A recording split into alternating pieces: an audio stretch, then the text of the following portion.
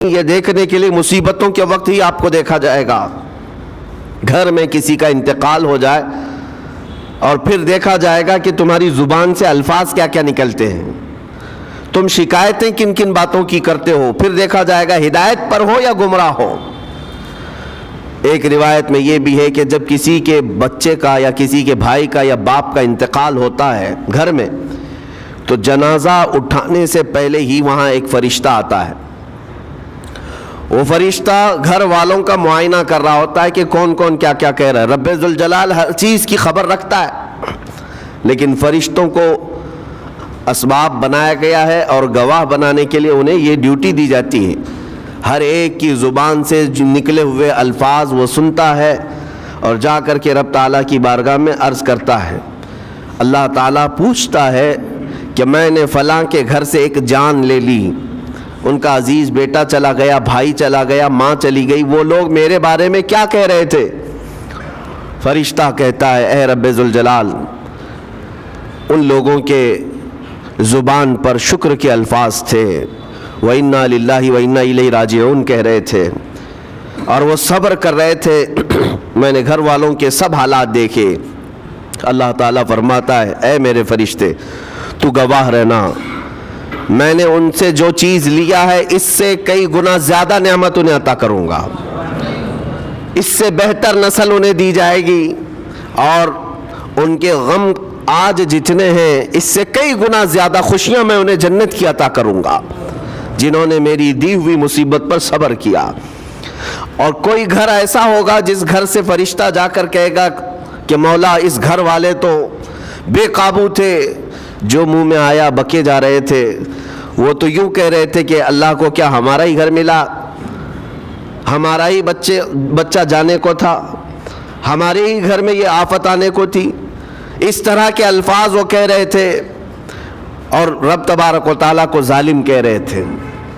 اللہ تبارک و تعالیٰ اپنے جلال کا اظہار فرماتا ہے, ارشاد فرماتا ہے فرشتے کو اے فرشتے تو گواہ رہنا, انہوں نے میرے بارے میں جیسا گمان کیا اب میں ان کے ساتھ ویسا ہی سلوک کروں گا. اللہ تبارک و تعالیٰ کے ساتھ یہ گمان جس طرح بندہ کرے گا اللہ تعالیٰ اس کے ساتھ اسی طرح کا سلوک فرمائے گا. اس کو ارحم الراحمین ہی تصور کرو. ہمیشہ رب تبارک و تعالیٰ مہربان ہے اور مہربان ہی اس کی طرف گمان کرنا بھی چاہیے مومن کو. انشاءاللہ العزیز مہربانی ہوگی, اور بلکہ دلوں کا قرار اور سکون بھی رب تعالیٰ ہی عطا کرتا ہے. اے میرے عزیزو, یہ تمہیدی باتوں کے بعد میں اب عرض کرنا چاہتا ہوں. محرم الحرام کے مہینے میں کربلا کے واقعات سنتے ہی رہتے ہیں.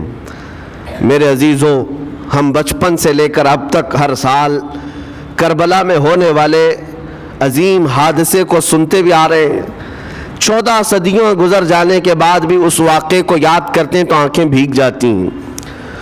اس میدان میں, وہاں کے ریگزاروں میں رسول کریم صلی اللہ تعالیٰ علیہ وسلم کے اہل بیت کا جو امتحان تھا وہ کتنا سخت تھا, کتنا کٹھن تھا. کسی ایک کے ساتھ کوئی معاملہ ہو جائے تو سمجھ میں آئے. امام عالی مقام سید الشہداء امام حسین رضی اللہ تعالیٰ عنہ کو کتنا بڑا امتحان دینا پڑا ہوگا. ایک نہیں, اپنے خاندان کی 29 لاشیں انہوں نے اٹھائی ایک دن کے اندر, اپنے خاندان کی. پھر دوسرے ان کے اصحاب اور رسول اللہ کے صحابہ بھی اس میں موجود ہیں, اور دوسروں کے بچے بھی اس میں موجود ہیں. کل ملا کر 72 لوگوں کی وہاں پر جانیں گئی ہیں, شہادت کا جام انہوں نے نوش کیا ہے. لیکن ہر گھڑی امام حسین ہر موت کو دیکھتے رہے. آج کبھی تصور کرنا, ہمارے گھر میں کسی ایک فرد کا انتقال ہو جائے تو گھر پورا عجیب سا ہو جاتا ہے, پورے گھر کا سکون غارت ختم ہو جاتا ہے. ہم میں سے کوئی کھانا پینا نہیں چاہتا ہمارے باپ کا انتقال ہو یا بیٹے کا انتقال ہو یا بھائی یا ماں کا انتقال ہو. لیکن امام حسین کی وہ بات مجھے یاد آتی ہے جب اپنے جوان بیٹے علی اکبر کی لاش پر گھوڑے دوڑتے ہوئے بھی دیکھ رہے تھے. اپنے سگے بھتیجے امام قاسم کا سر الگ کر دیا تھا یزیدیوں نے, اور اس سر کو اپنی گود میں رکھ کر کے بیٹھے ہوئے تھے. اپنے سگے بھائی حضرت عباس علمبردار کے ان کے آنکھوں کے سامنے دونوں ہاتھ کاٹے گئے تھے اور حضرت عباس کے سینے میں نیزہ مار کر کے انہیں گرایا گیا تھا۔ اتنا ہی نہیں میرے عزیزو، امام حسین اس خونی منظر کو اپنی آنکھوں سے دیکھیں جب 6 ماہ کے علی اصغر کو لے کر پانی طلب کرنے گئے تھے تو یزیدیوں نے گلے پر تیر ایسا لگایا تھا کہ خون کا فوارہ مولا حسین کے چہرے پر آ کر لگ گیا۔ پورے کربلا کے واقعات پڑھنے کے بعد میں نے محسوس کیا اتنے پورے واقعے گزر جانے کے بعد بھی ایک چیز کربلا میں نہیں ہوئی، باقی سب آفتیں آئی ہیں، ایک چیز نہیں ہوئی، وہ کیا ہے؟ امام حسین کے زبان سے کوئی شکایت نہیں ہوئی، کوئی شکوہ نہیں تھا۔ یہ نہیں تھا کہ سارے بجلیاں ہم پر گر پڑی ہیں، اس خاندان کا کون ہے؟ سوائے زین العابدین کے اس پورے خاندان میں کوئی مرد باقی نہیں رہا۔ پورے خاندان کے بچوں کو، ان کے بڑے مردوں کو، سب کو وہاں پر شہید کر دیا گیا تھا۔ میں عرض تو کر رہا ہوں ایک خاندان کے 29 لوگوں کی لاشیں میدان میں پڑی ہوں، وہ کیسا منظر ہے؟ ایک تو میں امام حسین کے صبر کو دیکھتا ہوں۔ اللہ تعالیٰ نے فرمایا آیت کریمہ میں کہ ہم تمہیں آزمائیں گے، آزمائش کریں گے کچھ جانیں لے کر کے، لیکن میں سمجھتا ہوں اتنی بڑی آزمائش کہ ایک ہی دن میں ایک ہی خاندان سے 29 لوگوں کی جانیں گئی، وہ اس سے بڑی آزمائش ہوگی؟ یہ کتنی بڑی آزمائش ہے اور کتنا بڑا امتحان ہے۔ اب یہ بھی میں آپ کو بتا دوں کہ کس کے ساتھ کیسی آزمائش ہوتی ہے، کس کے ساتھ کیسا امتحان ہوتا ہے۔ آپ کو سردی بخار دے کر کے آزمایا جاتا ہے، کسی اور کو کچھ اور بیماریاں دے کر، یا کسی اور کو کسی اور مصیبت کے ذریعے سے، لیکن یہ آزمائش کی جو کیٹیگری ہے وہ کیسے طے ہوتی ہے پتہ ہوں؟ میرے آقا صلی اللہ تعالیٰ علیہ وسلم نے فرمایا جس کا ایمان جتنا بلند ہوگا ویسی ہی آزمائش آئے گی۔ یہ کربلا کے امتحانات سے یہ بات تو ثابت ہوتی ہے کہ امام حسین کے ایمان کا درجہ کیا رہا ہوگا، ان کے ایمان کا مقام کیا رہا ہوگا۔ اس ایمان کی بلندی کے اعتبار سے ان پر آزمائش آئی۔ اسی لیے تو بزرگوں نے فرمایا کہ ہم میں سے کوئی بھی امام حسین کے صبر کو نہیں پہنچ سکتا۔ استقامت اور صبر یہ دو چیزیں ایسی ہیں اچھے اچھے لوگوں کے پیر ڈگمگا جاتے ہیں۔ استقامت کا مطلب ہے ڈٹے ہوئے رہنا حق پر، اور یہ سب کو نہیں مل پاتا، یہ خصوصیت سب کو حاصل نہیں ہوتی۔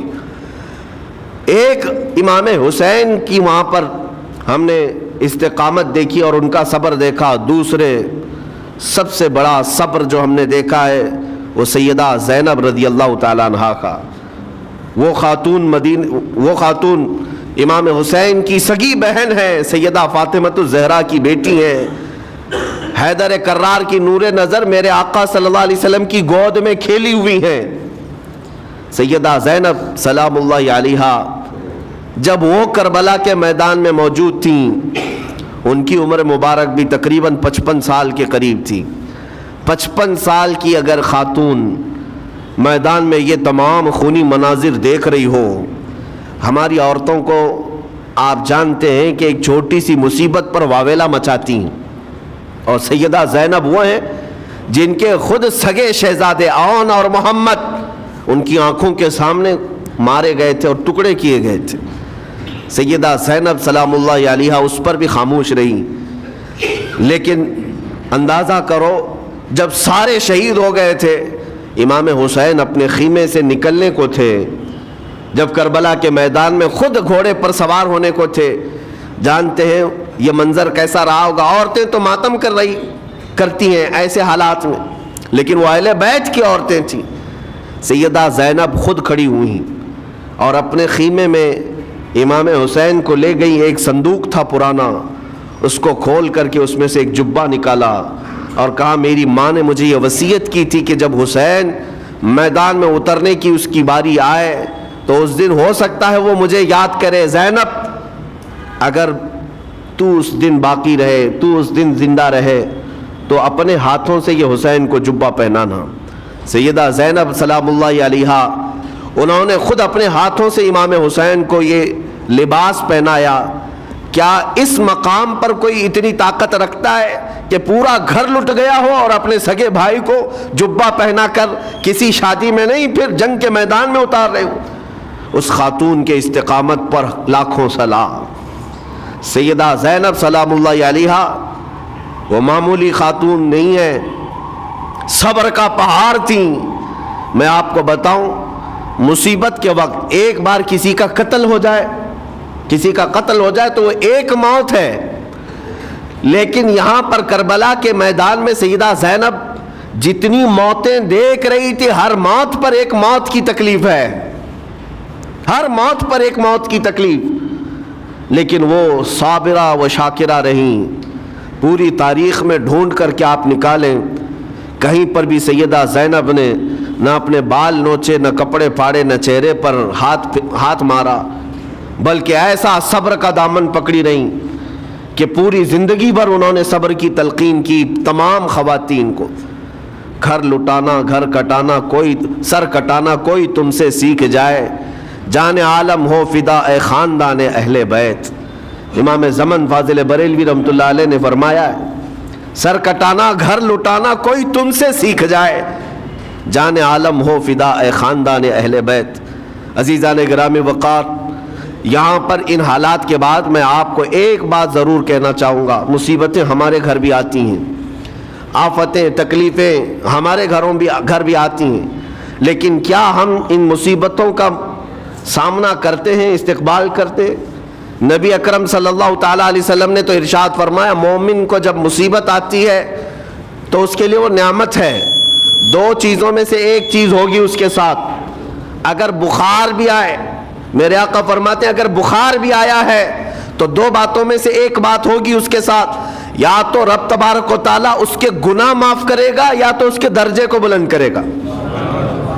مصیبت اگر آئے تو ایک بات یاد رکھنا، رب تبارک و تعالیٰ اپنے محبوب بندوں کو، پسندیدہ بندوں کو آزمائش میں ڈالتا ہے، ورنہ جو لوگ یہ سمجھتے کبھی طبیعت خراب ہی نہیں ہونا چاہیے تو فرعون بن جاتے ہیں۔ ایسے لوگ، فرعون کو 90 سال تک نہ کبھی سردی آئی نہ بخار، کبھی کوئی بیماری نہیں، اور جب بندہ کبھی بیمار نہیں ہوتا تو اپنے آپ کو خدا تصور کرنے لگ جاتا ہے، میں تو دنیا کا سب سے مضبوط آدمی ہوں، مجھے کچھ نہیں ہوتا۔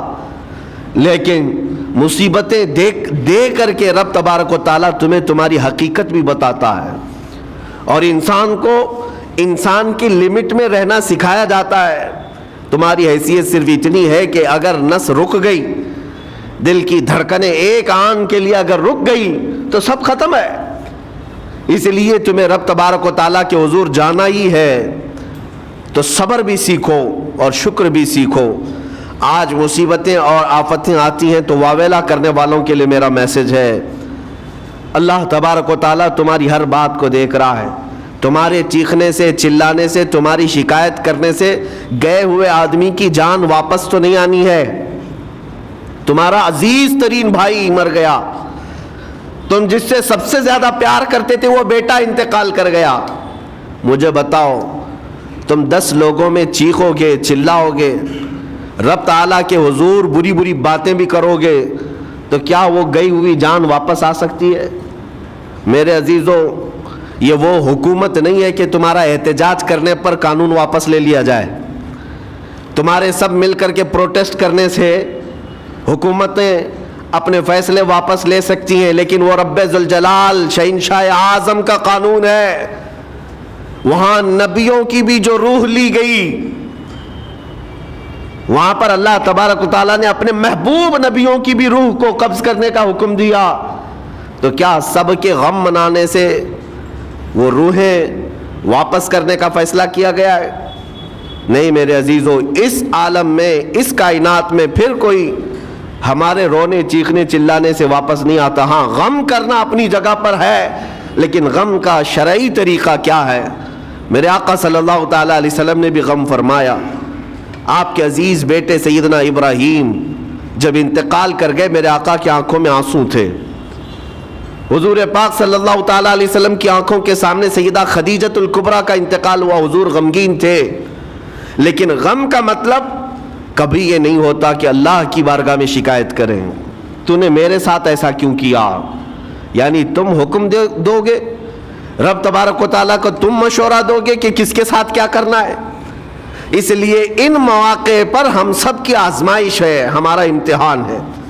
ایسے معاملات جب بھی آتے ہیں، دیکھیں میں آپ کو ایک اور باریک بات بتا دیتا ہوں. یہ ہم آج تقریر کر رہے ہیں، ہو سکتا ہے آپ بھی سن رہے ہیں اور اچھی طرح سمجھ رہے ہیں، لیکن خود کے گھر پر جب آ جائے تو تقریر بھی یاد نہیں رہتی، نصیحت بھی یاد نہیں رہتی، غم کا غلبہ زیادہ ہو جاتا ہے.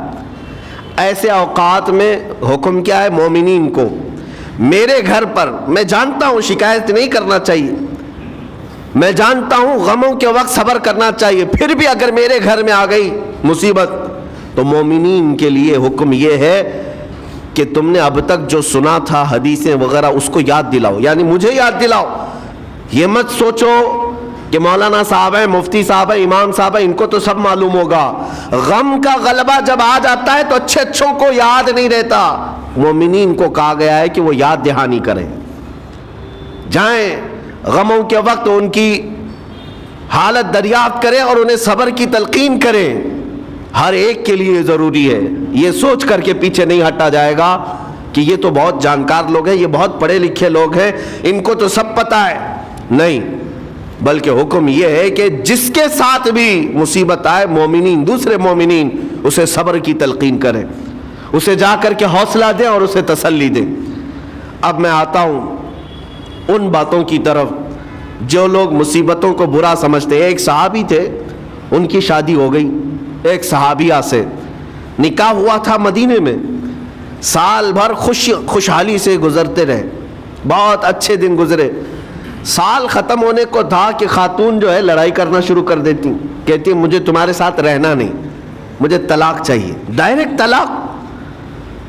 تو صحابی نے کہا ہوا کیا؟ وہ صحابیہ کہتی تھی نہیں مجھے تمہارے ساتھ رہنا نہیں.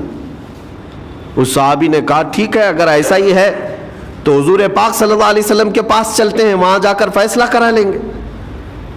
تو وہ صحابیہ مان گئیں، کہا چلو چلتے ہیں.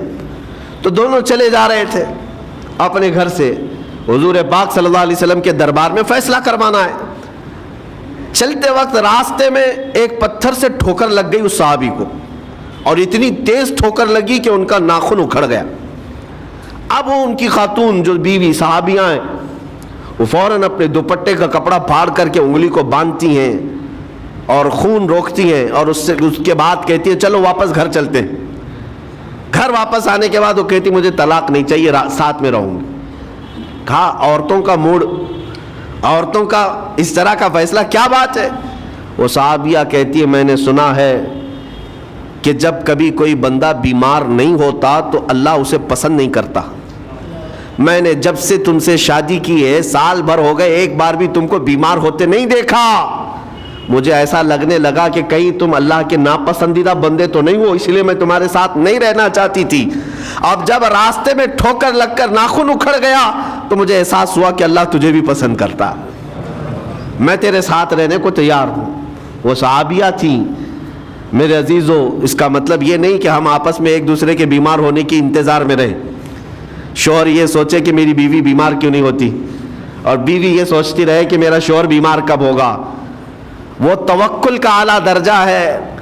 انتظار اور تمنا مت کرو بیمار ہونے کا، بلکہ بیماری آ جائے تو اللہ کا شکر ادا کرو، آ جائے تو صبر کرو. عزیزان گرامی وقار، ہم آج امام حسین اور ان کے رفقائے گرامی رضوان اللہ علیہم اجمعین کو یاد کرتے ہیں تو صرف رونے کے لیے نہیں یا صرف غم منانے کے لیے نہیں، بلکہ داستان کربلا سنانے کا ایک عظیم مقصد یہ ہوتا ہے کہ نوجوانوں کے اندر، بلکہ بوڑھے اور بچوں کے اندر بھی ایمانی جذبہ ایسا آ جائے کہ وہ ہر مصیبت پر ڈٹ کر کھڑے ہو سکیں، ہر یزیدی کا مقابلہ کر سکیں. ایک تو اس کا میسج یہ ہے، اور دوسرا میسج یہ ہے کہ چاہے جیسی بھی مصیبتیں آئیں، ایمان کے ساتھ رہنا ہے، صبر اور شکر کو ہرگز نہیں چھوڑنا ہے. مصیبتیں ہمارے پاس اب اتنی بڑی تو نہیں آتی کہ ایک خاندان کے ہی اتنے لوگوں کو کاٹ دیا جائے، ایسی مصیبتیں تو نہیں آئی. اب جو کچھ بھی آتی ہیں ہمارے ساتھ وہ مال کی کمی کی، کبھی دکان میں دھندا نہیں چلتا، کبھی بچے کسی کو نہیں ہو رہے ہیں، یا پھر گھر میں کوئی بیمار ہے، کوئی مستقل بیماری آ گئی ہے، یہی تو مصیبتیں ہیں۔ مومن کے لیے یہ قید خانہ ہے، زیادہ آسائش اور آرام کی فکر نہ کرو۔ یہ دنیا مومن کے لیے قید خانہ ہے۔ اسی لیے شاعر نے کیا خوب کہا، جب کسی کا انتقال ہوتا ہے، ایک سچے مومن کا انتقال ہوتا ہے، تو لوگ کہتے فلاں مر گیا، فلاں مر گیا، تو ایک شاعر نے بہت اچھے انداز سے کہا ہے کہ کون کہتا ہے کہ مومن مر گیا؟ جو سچا مومن ہے اس کے لیے کہہ رہا ہوں۔ وہ شاعر نے کہا کون کہتا ہے کہ مومن مر گیا، قید سے چھوٹا وہ اپنے گھر گیا۔ حقیقت تو یہ، قید سے چھوٹا وہ اپنے گھر گیا۔ یہاں دنیا میں زیادہ آسائش، زیادہ آرام کی طلب انسان کو مغرور بنا دیتی ہے، تکبر والا بنا دیتی ہے، گھمنڈی بنا دیتی ہے۔ اور اللہ تبارک و تعالیٰ کی بارگاہ میں ہمیشہ سر بسجود رہنے والا وہ بندہ ہے جو مصیبتوں میں گھرا رہتا ہے۔ کچھ نہ کچھ مصیبتیں ایسی ہیں جو تمہیں مسجد تک لاتی ہیں، قرآن تک لاتی ہیں، تسبیح تک لاتی ہیں، اور کوئی مصیبت نہ ہو، کوئی تکلیف نہ ہو تو پھر جلدی بندہ اللہ کو بھی یاد نہیں کرتا۔ اسی لیے رب تبارک و تعالیٰ کی بارگاہ میں کچھ فرشتے ایسے ہیں، جب تم رو رو کر کے دعائیں کرتے ہو، پھر یہ کہتے ہو میری دعا ہی نہیں قبول ہوتی، مولانا آپ کیجئے، میں تو کب سے کی دعا مانگ رہا ہوں، میری تو دعا ہوتی ہی نہیں، اور آپ کہتے ہیں اللہ تعالیٰ بہت جلدی دعا قبول کرتا ہے۔ یہ نا امیدی تمہاری اللہ تعالیٰ کی ذات سے ہرگز جائز نہیں۔ لیکن میں وجہ بھی بتا دیتا ہوں، کچھ فرشتے ایسے ہیں جو تمہاری دعائیں سن سن کر کے اللہ سے کہتے مولا یہ بندہ کتنا مانگ رہا ہے، تو قبول کیوں نہیں کرتا؟ رب تبارک و تعالیٰ یہ جو مانگ رہا ہے اسے دے کیوں نہیں دیتا؟ رب تعالیٰ فرماتا ہے فرشتوں میں بھی سن رہا ہوں اس کے مانگنے کو، اس کی دعاؤں کو، اگر میں ابھی اس کو دے دوں تو وہ مانگنا بند کر دے گا، اور اس کا مانگنا مجھے اچھا لگتا ہے، جب تک وہ مانگتا رہے گا میں اسے پسند کرتا رہوں گا۔ ایک وجہ یہ بھی ہوتی ہے تم مایوس ہو کر کے چھوڑ دیتے ہو کہ اب کیا دعا کرنا، اتنے دنوں سے کر ہی رہا تھا، کچھ نہیں ہوتا۔ اگر تمہاری دعاؤں کا اثر جلدی نظر نہیں آتا تو رحمان تمہاری دعائیں سن رہا ہے اور وہ تمہاری دعائیں پسند بھی کر رہا ہے۔ میرے عزیزو، یہ تمام حالات میں آپ اللہ تبارک و تعالیٰ کی بارگاہ میں کثرت سے دعا ہی کریں اور مانگا ہی کریں جب مصیبتیں آئیں۔ آج کے حالات بھی ہماری آزمائش کے حالات ہیں۔ آج کا جو دور ہے وہ بھی ایک یزیدی دور ہے۔ یہاں پر جگہ جگہ جو مسلمانوں کے ساتھ حالات ہیں، یہ ہمارے لیے آزمائش کا دور ہے، بہت بڑا امتحان چل رہا ہے۔ ان حالات میں مسلمانوں کو چاہیے وہ اپنے ایمان کے ساتھ ڈٹے رہیں، استقامت۔ مولا حسین کے سبق کو پڑھیں، اس وقت تو ان کی گردنوں پر تلواریں تھیں، ان کے بچوں کے سینے چھدے ہوئے تھے تیروں سے، لیکن وہ ڈٹے ہوئے تھے میرے مصطفیٰ کی شریعت پر۔ آج ابھی تمہارے سینوں پر بندوق کی گولیاں نہیں لگائی گئیں، ابھی تمہارے اوپر اتنی بڑی مصیبتیں نہیں آئیں، لیکن میں پھر بھی دیکھتا ہوں نوجوانوں کو کہ کوئی مصیبت نہ آنے کے باوجود بھی تم اسلام کے ساتھ کھلواڑ کر رہے ہو۔ میرے آقا کی سنتوں کو پیٹ پیچھے پھینک کر کے تم تو بازاروں کی زینت بننا پسند کرتے ہو۔ اکثر لوگوں کو ہم نے دیکھا آج مجرے کرنے والوں کی کثرت یہ ہمارے نوجوان بچوں کی ہے۔ یہ اپنے جسموں کی نمائش کرنا اس کو فیشن سمجھتے ہیں۔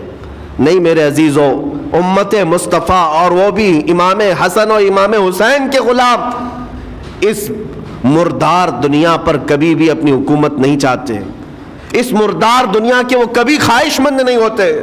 لیکن جن نوجوانوں کو آج ہم ان خواہشات کی پیروی کرتے ہوئے دیکھ رہے، افسوس ہوتا ہے، افسوس ہوتا ہے۔ آج کے حالات میں تم بھی سنبھل جاؤ، کیونکہ ایک بہت بڑی جنریشن تمہارے پیچھے ہے اور وہ تمہیں دیکھ کر کے نقل کرے گی۔ اگر آج تمہارا راستہ بگڑ گیا تو یہ جو چھوٹے بچے ہیں وہ بگڑے ہوئے راستے کو ہی اسلام سمجھنے لگ جائیں گے، وہ اسی بگڑے ہوئے راستے کو ہی صحیح راستہ سمجھ بیٹھیں گے۔ اس لیے آج نوجوانوں کی کثرت میرے آقا صلی اللہ تعالیٰ علیہ وسلم کے عاشقوں کی ہونا چاہیے، اور ان سخت ترین حالات کا مقابلہ باڈی بلڈر نہیں کر سکتا۔ میں آپ کو بتا دوں، ان ظالم یزیدیوں کا مقابلہ کاجو بادام کھانے والا نہیں کر سکتا۔ ان حالات کا مقابلہ کرنے کے لیے جسمانی طاقت کی ضرورت نہیں، ان بڑے سے بڑے سخت ترین حالات کا مقابلہ وہ نوجوان کر سکتا ہے جس کے سینے میں عشق مصطفیٰ ہو، مولا حسین کے نقش قدم پر چلنے کا عزم رکھتا ہو، پھر چاہے وہ لاغر ہی کیوں نہ ہو، نحیف و ناتواں ہی کیوں نہ ہو، کمزور ہی کیوں نہ ہو۔ لیکن ہم نے دیکھا ہے تاریخ میں کمزور بھی ہے، اگر جسمانی اعتبار سے عشق رسول کی دولت سینے پر رکھتا ہے تو دنیا میں وہ کھلبلی مچا دیتا ہے، اور کفار و مشرکین کے خیموں میں اس کی ہیبت طاری رہتی۔ ہم نے اور تاریخ پڑھی ہے۔ آخری بات عرض کرتا ہوں، امام اہل سنت فاضل بریلوی امام احمد رضا خان نور اللہ مرقدہ، اعلیٰ حضرت کو کون نہیں جانتا آج کے زمانے میں، ذرا ان کی سیرت اٹھا کر کے پڑھنا اور پھر یہ بھی دیکھنا کہ جسمانی طاقت ان کی کیسی تھی، جسمانی ساخت کیا، وہ چلتے تو لہیم شہیم تھے، اونچے چوڑے اور سینہ بھرا ہوا کہ لوگ صرف جسم کو دیکھ کر کے ڈر جائیں؟ نہیں، اعلیٰ حضرت فاضل بریلوی رضی اللہ تعالیٰ عنہ اس طرح جسمانی بہت اونچی چوڑی صلاحیت کے نہیں تھے، بلکہ بہت ہی ہلکا جسم رکھتے تھے، ہلکا جسم، دبلے پتلے تھے، لیکن جب اپنے حجرے میں بیٹھ کر کے قلم چلاتے تھے تو دنیا کے کونے کونوں میں ان کی گونج ہوتی تھی، اور بڑے بڑے قلعوں میں جو ہے زلزلہ آ جاتا تھا۔ اور سرکار غوث پاک رضی اللہ تعالیٰ عنہ کو کون نہیں جانتا؟ غوث پاک کا حال تو یہ تھا، جسمانی اعتبار سے آپ کی گردن کی ہڈیاں بھی دکھتی تھیں، اتنے دبلے تھے، اور کثرت عبادت کی وجہ سے، کثرت مجاہدات کی وجہ سے آپ کا جسم بہت ہی کمزور تھا۔ بلکہ ایک وقت کا واقعہ بھی ہے کہ آپ چلتے چلتے غش کھا کر گر گئے، چکر آ کر گر گئے۔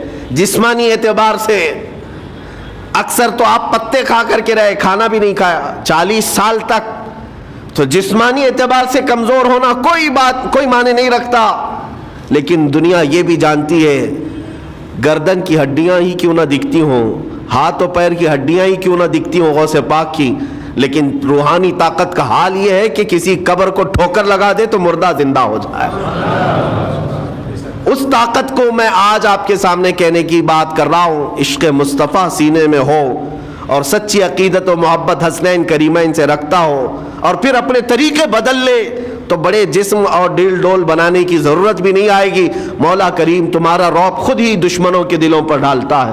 اللہ تبارک و تعالی ہم سب کو آئی ہوئی مصیبتوں کا ڈٹ کر مقابلہ کرنے کی توفیق عطا فرمائے، ہم سب کو استقامت عطا فرمائے اور صبر عطا فرمائے اور شکر عطا فرمائے، اور قیامت کے دن مولا تعالی ہم سب کو امام حسین کے ساتھ حشر عطا فرمائے، میرے آقا صلی اللہ تعالی علیہ وسلم کے جھنڈے تلے ہم سب کو جمع فرمائے۔ ہمارے ان نوجوان بچوں کو جو راہ راست سے ہٹے، مولا حسین اعظم کے راستے پر ان کو چلنے کی توفیق عطا فرما، قیامت تک ہماری نسلوں کو مولا عاشقان مصطفیٰ میں پیدا فرما، ہماری اولاد کو بدعقیدہ گمراہ ہونے سے ہمیشہ محفوظ فرما۔ وآخر دعوانا ان الحمدللہ رب العالمین۔ السلام علیکم۔